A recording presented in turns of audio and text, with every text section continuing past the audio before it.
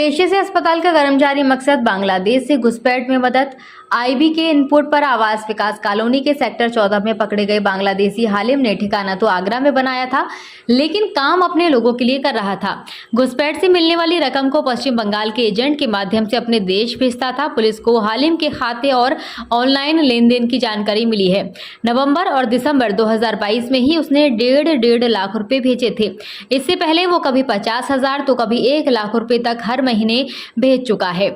यह रकम हवाले से पहुंचती थी। बताया गया है कि बांग्लादेश के जिला बारोरहट स्थित थाना मोरलगंज निवासी हालिम 15 साल पहले भारत आया था, जिसे आईबी की सूचना पर थाना सिकंदरा पुलिस ने 4 फरवरी की रात को गिरफ्तार किया था। वह कैलाश मोड़ पर किराए के मकान में रहता था और सेक्टर 14 में बांग्लादेशियों ने बस्ती बना रखी थी। वह बस्ती में रहने वाले अपने देश के लोगों से मिलने आता था, घुसपैठ कराने में मदद करता था, इसके लिए रकम लेता था। पुलिस की पूछताछ में पता चला कि वो एक अस्पताल में बायोमेडिकल वेस्ट उठाने का काम करता था।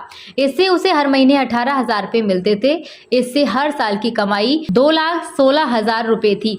दिखाने के लिए वो अस्पताल का कर्मचारी था, मगर उसका असली काम बांग्लादेश से घुसपैठ में मदद करना था। उसकी गिरफ्तारी के बाद पुलिस ने उसके मोबाइल को कब्जे में ले लिया। छानबीन में ई-वॉलेट से लेन देन की जानकारी मिली। पुलिस सूत्रों के मुताबिक वह अपने खाते में रकम जमा करता था, इसके बाद ई-वॉलेट में ट्रांसफर कर लेता था। इससे रकम पश्चिम बंगाल में एक एजेंट को भेजता था। यह एजेंट रकम को बांग्लादेश लेकर जाता था। इसे टका में बदलवा लिया जाता था। इसमें एजेंट को भी फायदा हो जाता था। हालिम के खाते से कई बार 1 से 1.5 लाख रुपए हर महीने जाने की जानकारी मिली है। 3 लाख रुपए पिछले साल नवंबर और दिसंबर में उसने बांग्लादेश भेजे थे। हालिम ने हाल ही में अपनी पत्नी मरियम का पासपोर्ट और वीज़ा भी बनवा लिया था। घर में उसके अलावा उसकी मां का भी पासपोर्ट और वीज़ा है। उसने मरियम को मिलने के लिए बेटी के साथ बुलाया था। अभी वो आगरा में ही रह रही है।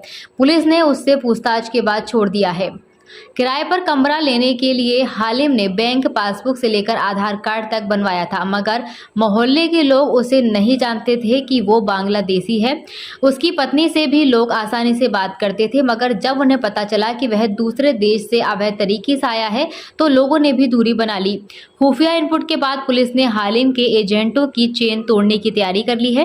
बांग्लादेश की सीमा पर सक्रिय एजेंट से लेकर आगरा और मथुरा के एजेंट रडार पर हैं। कई नामों की जानकारी पुलिस को मिली है। इन पर टीम कार्य कर रही है। एजेंट फरार है, उनकी तलाश में पुलिस दबिशती रही है।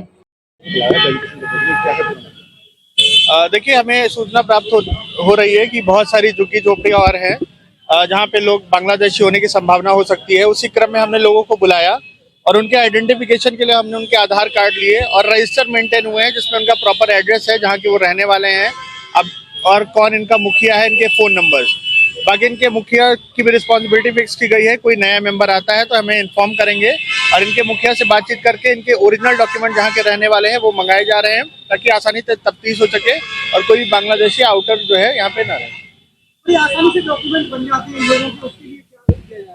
देखिए, उसके लिए बेटर तरीका है कि जहाँ के पेरेंटल निवासी अपने आप को बता रहे हैं, वहाँ के हम इनके डॉक्यूमेंट्स मंगा रहे हैं, ताकि आसानी से चीजें तस्दीक हो पाएं और कोई भी प्रॉब्लम आगे ना हो। विश्व स्तरीय चिकित्सा सुविधाओं से युक्त JP diagnostics radiology and pathology centre, Mathura का पहला complete radiology and pathology diagnostic facility से सुसज्जित। Doctor Deepak Agarwal and doctor Nidhi Agarwal, JSR tower, Govardhan crossing, NH90, Mathura.